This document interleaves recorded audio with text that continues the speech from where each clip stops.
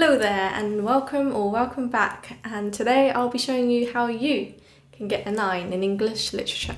I was stuck at a grade 7 for English literature for the longest time. In year 10 I had grade 7s, in year 11 I began with a grade 7, and then in my December mocks I started revising a little bit differently, then I got an 8, and then in the real thing I got a 9. So how did I do that? I'm going to tell you. In this video, I'll be talking about how you can structure your essays. I'll also give you some overall tips for English literature and how to revise the different papers of English lit, whether it's the modern drama, the 20th century text that I never did, Power and conflict poetry, or any anthology poetry, and Shakespeare. I'll also be going through what you can do for unseen poetry. Basically, the structure for everything except unseen poetry is the same.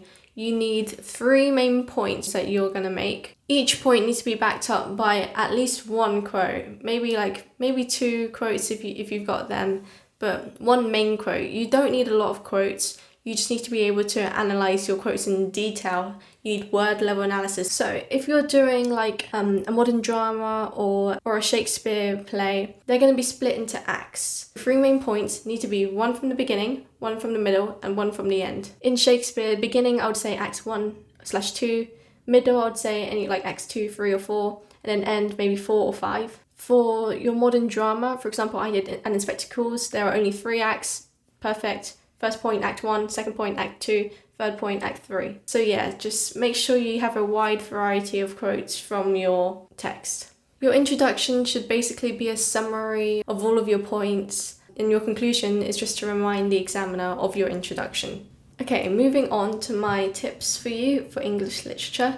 I would say, firstly, go to your teacher, ask them what grade 9 analysis is there for my text that I'm studying. Your teacher should be analysing quotes with you in class, and you should be annotating them on your sheet so you have a copy of them. Once you've got all of that analysis, I would pick my top 10 quotes. Depends on what your text is. For example, Shakespeare, I would do maybe 5 different quotes for each character: Macbeth, Lady Macbeth, Banquo, King Duncan, Malcolm, Macduff. I would memorise maybe a variety of quotes all throughout the play. So Macbeth, I would do quotes from Act 1, 2, 3, 4, 5, just to see how he changes over time.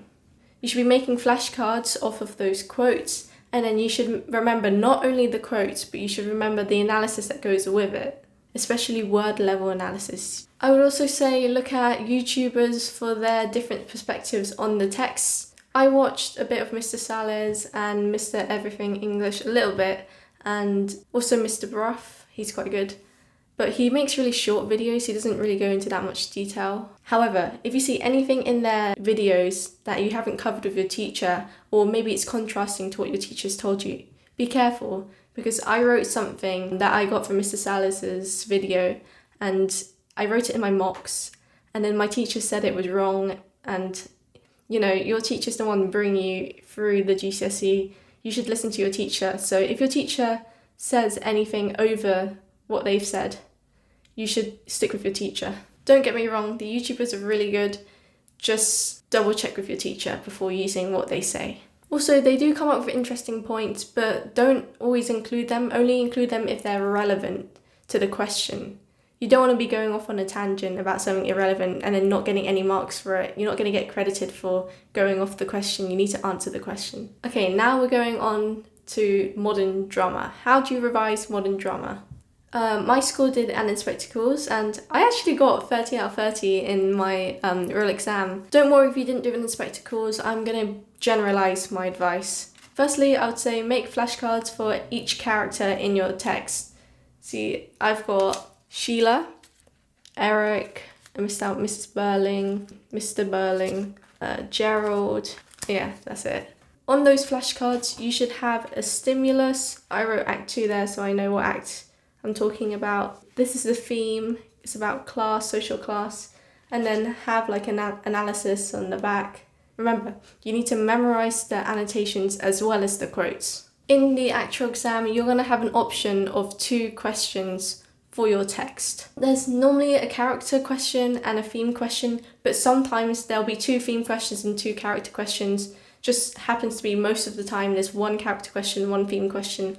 I used to always go for the character question, except for the real thing. The real exam, I Eric, if you guys do in spectacles, Eric Berling came up. I did not want to write about Eric Berling. I did the theme question instead. And the theme question was actually one that I had covered in my mock, so it was quite good. If you can't decide which question to do, write down your points and your quotes that you remember for each question and see which one you've got more of, which one sounds like a better essay. As I said before, your 3 main points should be from each act. I'm not sure about the other dramas, but And in Spectacles had 3 acts, Act 1, Act 2 and 3, that would be your 3 points, 1 from each act. Now, you also need to remember the context. You need to remember when your play was written, why was it written, what are the lessons of your play.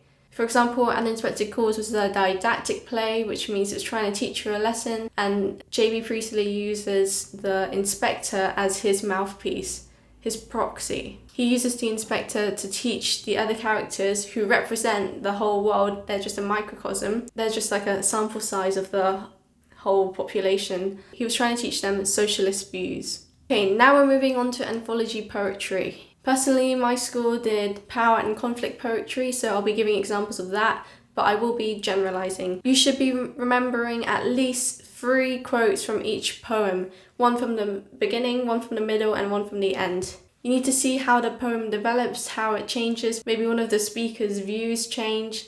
Oh yeah, also, if you're speaking about the poet, say the poet. If you're speaking about the person who's speaking in the poem, it's the speaker. Sometimes the poet is not the speaker, but sometimes if it's an autobiography, that means it's an actual factual poem, then the poet is the speaker. When you're first learning the poems, you should be memorizing the quotes. However, once you've got to grips with the poems and you kind of know what they're all about, you should be memorizing the comparisons of poems, because in the real exam, you're going to be having to compare 2 poems, not just having one standalone poem.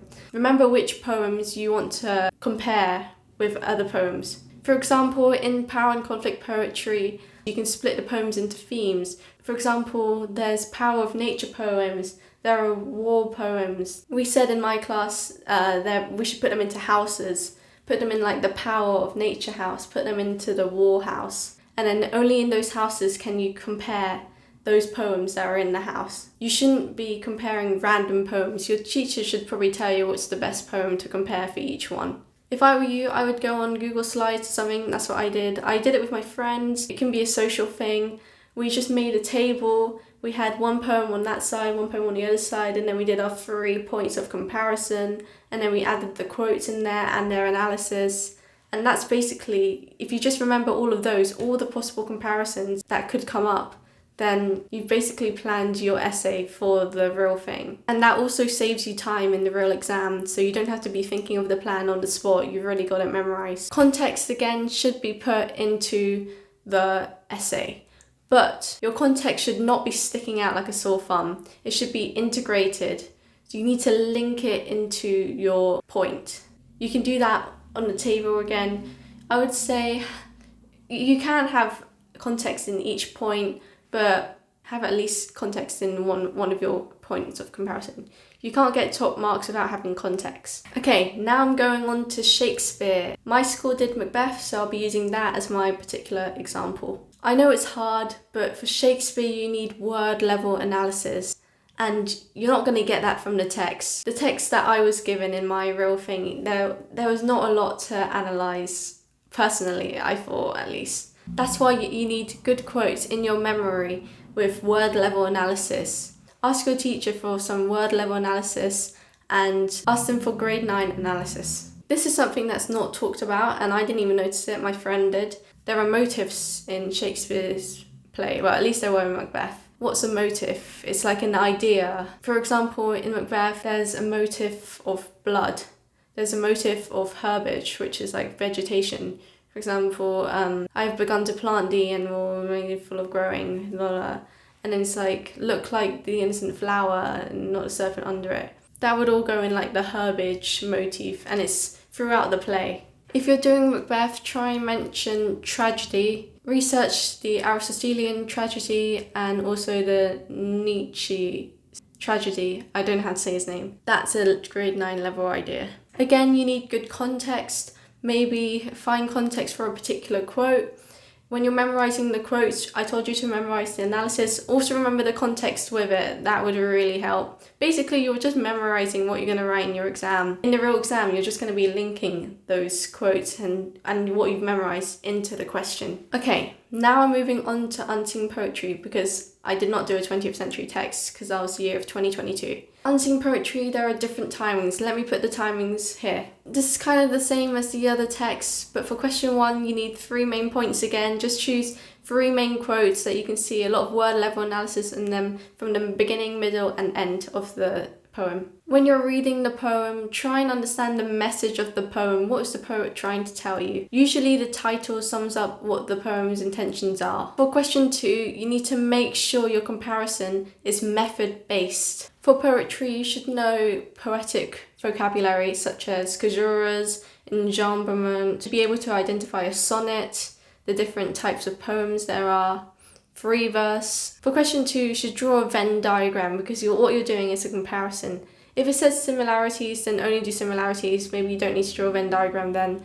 But if it's similarities and differences, it's good to draw a Venn diagram. Obviously in the intercept, you would put the similarities, and in the separate bubbles, I would put differences. This is a really bad example, but this is what I mean. Obviously, yours is going to be much more fuller than mine. This is just an example. Here, I put the surnames of the poets so that when I write, I can just refer to them as their surname. I would have abbreviations. So for S is simile, M is metaphor. That's what I mean by method. Here you can say I put present tense, and I said that could show that love is still relevant today. And it's in free verse, however they both have the repetition of I love you. Timing wise, it's very tight, so I didn't annotate much. I didn't have time to take out my highlighter and start highlighting stuff. That's actually from my mock. What did I get? Look guys, with that plan I got 8 out of 8. You don't need like a full-on super plan. My plan was literally empty. Look at my annotations. I had most of them in my head. More time writing, just have the ideas in your head for planning, because planning is important, but you should also manage your time wisely. I think that covers all for what I have to say about English literature. Just a disclaimer, I'm not a teacher, guys. This is just what I did. I'm trying to see if maybe what I did will help you. If it does, leave a like, subscribe. Thank you for watching. Bye. Macbeth, Macbeth, Macbeth. Beware Macduff. Beware the Thane of Fife. Dismiss me. Enough.